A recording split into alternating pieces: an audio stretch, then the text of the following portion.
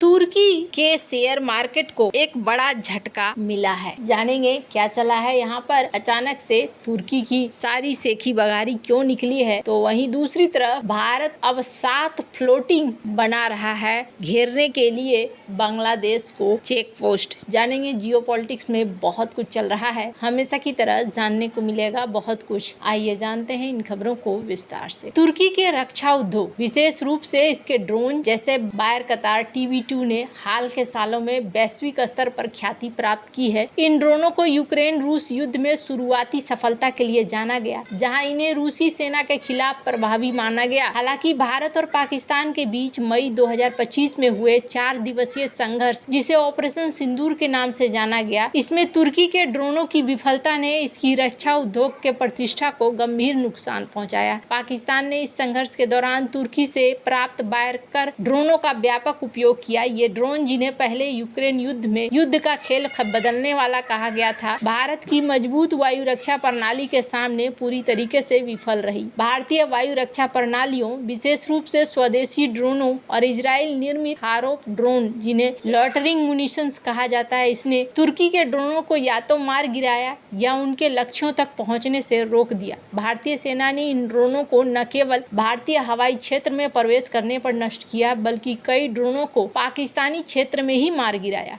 इसके अलावा तुर्की ने पाकिस्तान को सैन्य सहायता के रूप में ड्रोन, अन्य हथियार और सैन्य ऑपरेटर भेजे थे। एक युद्धपोत को कराची बंदरगाह भेजा गया और 6 विमानों में ड्रोन और हथियार लादकर पाकिस्तान भेजे गए। इन हथियारों का उपयोग पाकिस्तान ने भारत के खिलाफ किया, लेकिन भारत की एडवांस रक्षा प्रणालियों ने इन प्रयासों को नाकाम कर दिया। तुर्की के राष्ट्रपति रजब तैयब अर्दोगन ने अपने दामाद की कंपनी बायरकर में भारी निवेश किया था, जिसके ड्रोन को वैश्विक बाजार में एक प्रमुख प्रोडक्ट के रूप में प्रचारित किया गया। हालांकि भारत पाकिस्तान संघर्ष में इन ड्रोनों की विफलता ने निम्नलिखित कारणों से तुर्की के रक्षा उद्योग के साख को नुकसान पहुंचाया। बायरकतार TB2 ड्रोन, जिन्हें पहले यूक्रेन में प्रभावी माना गया था, भारत की मजबूत वायु रक्षा प्रणालियों के सामने अप्रभावी साबित हुए। रूस ने भी इन ड्रोनों को जाम करने में सफलता हासिल की और भारत ने भी यही रणनीति अपनाई। तुर्की के ड्रोनों की विफलता ने इसके हथियारों की विश्वसनीयता पर सवाल उठाए। पहले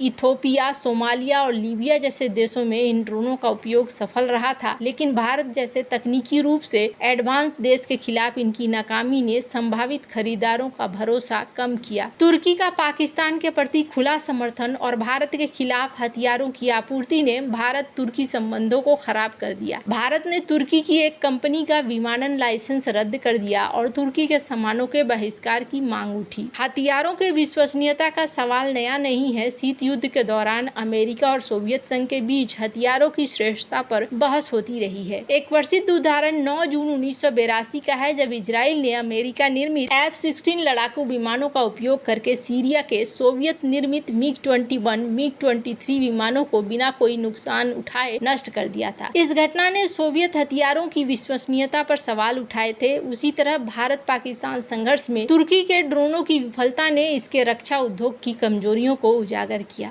भारत ने इस संघर्ष में न केवल तुर्की के ड्रोनों को नाकाम किया, बल्कि अपनी स्वदेशी रक्षा प्रणालियों और इजराइल के हारोप ड्रोनों का प्रभावी उपयोग किया। ऑपरेशन सिंदूर के दौरान भारत ने पाकिस्तान के कई वायु रक्षा तंत्रों और सैन्य ढांचों को नष्ट किया। इसके अलावा भारत ने तुर्की के खिलाफ आर्थिक और कूटनीतिक कदम उठाए, जैसे तुर्की की कंपनी का लाइसेंस रद्द करना और तुर्की के सामानों का बहिष्कार। तुर्की और पाकिस्तान की दोस्ती शीत युद्ध के समय से चली आ रही है, जब दोनों देश रूस के खिलाफ अमेरिका के सहयोगी थे। 1947 के भारत पाकिस्तान बंटवारे के बाद तुर्की ने इस्लाम के आधार पर पाकिस्तान को अपना मित्र माना। हाल के सालों में तुर्की ने पाकिस्तान को सैन्य सहायता प्रदान की, जिसमें 4 मिलगेम कॉर्वेट जहाज और 30 T-129 अटैक हेलीकॉप्टर्स के ऑर्डर शामिल हैं, जिनकी कुल लागत $3 बिलियन से अधिक है। तुर्की ने कश्मीर मुद्दे पर भी पाकिस्तान का समर्थन किया, जिससे भारत के साथ इसके संबंध और तनावपूर्ण हो गए। भारत पाकिस्तान संघर्ष में तुर्की के ड्रोनों और हथियारों की विफलता ने इसके रक्षा उद्योग को वैश्विक स्तर पर एक बड़ा झटका दिया। ये घटना तुर्की के लिए एक सबक है कि एडवांस सैन्य तकनीक और रणनीति के बिना वैश्विक रक्षा बाजार में प्रतिस्पर्धा करना मुश्किल है। भारत की मजबूत वायु रक्षा और स्वदेशी तकनीक ने न केवल तुर्की के हथियारों को नाकाम किया, बल्कि भारत की सैन्य ताकत को भी प्रदर्शित किया। किया। इस घटना ने तुर्की को अपनी रक्षा प्रणालियों के कमियों को सुधारने, भारत जैसे देशों के साथ संबंधों को सावधानी पूर्वक संभालने की आवश्यकता पर भी बल दिया है। खैर, भारत और बांग्लादेश सीमा पर सुंदरबन क्षेत्र में सीमा सुरक्षा बल द्वारा 7 नए फ्लोटिंग बॉर्डर आउटपोस्ट स्थापित करने की योजना की घोषणा की गई है। ये कदम बांग्लादेश में एक नए आतंकी संगठन के उदय और अवैध घुसपैठ की खुफिया जानकारी के आधार पर उठाया गया है। सुंदरबन, जो दुनिया का बड़ा मैक्रो वन है, अपनी जटिल नदी नालों, घने जंगलों के कारण सीमा सुरक्षा के लिए एक चुनौतीपूर्ण क्षेत्र बन गया है। यहाँ पानी के रास्ते घुसपैठ, तस्करी की घटनाएं आम है। इस लेख में इस योजना के बारे में विस्तार से बताया गया है। टाइम्स ऑफ इंडिया के 18 मई 2025 के रिपोर्ट के अनुसार बीएसएफ सुंदरबन क्षेत्र में 7 नए फ्लोटिंग बॉर्डर आउटपोस्ट स्थापित करने जा रहा है। ये आउटपोस्ट मुख्य रूप से पानी पर तैरने वाली संरचनाएं होंगी, जो निगरानी क्षमताओं को बढ़ाने के लिए डिजाइन की गई हैं। इनका उद्देश्य भारत बांग्लादेश सीमा पर अवैध घुसपैठ, तस्करी और आतंकी गतिविधियों को रोकना है। खुफिया जानकारी के अनुसार बांग्लादेश में एक नए आतंकी संगठन ने सक्रियता बढ़ाई है, जो पाकिस्तान स्थित जैसे मोहम्मद, हिजब उत तहरीर जैसे संगठनों के इशारे पर काम कर रहा है। यह संगठन बांग्लादेश के एक प्रतिष्ठित विश्वविद्यालय से संचालित हो रहा है। पुराने जमातुल मुजाहिदीन के सदस्यों को भारत में भर्ती करने और अवैध रूप से सीमा पार करने की कोशिश कर रहा है। इन फ्लोटिंग आउटपुट्स को अगले 6 महीनों में चालू करने की योजना है। ये आउटपोस्ट एडवांस निगरानी उपकरणों से लैस होंगे और गश्त की आवृत्ति को बढ़ाएंगे। सुंदरबन का 157 किलोमीटर लंबा तटीय क्षेत्र और घना